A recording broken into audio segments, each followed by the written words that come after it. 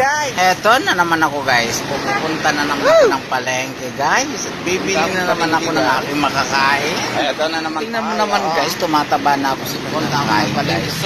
Iniisip ko guys na kung ano ang bibiling kong ulam. Tapos kahit naman na mainit guys at walang payong guys, talang nilusob ko talaga yung palengke guys para lang makabili ng tilapia na ginataan guys. So ngayon guys, ako na ikutin ko yan ang palengke guys para makahanap ko yung tilapia na fresh. Yung tilapia guys na hindi mabaho, yung tilapia na fresh, na matigas at madugo-dugo pa. At ngayon guys, may nakita ako guys sa isang palengke. Nakita ko yung dati kong binibilihan na soke guys.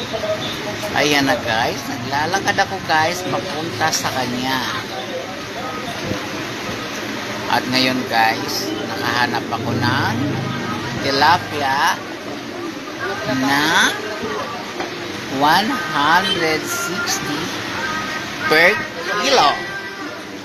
Guys, unti-unti na akong lumalapit sa kanya guys.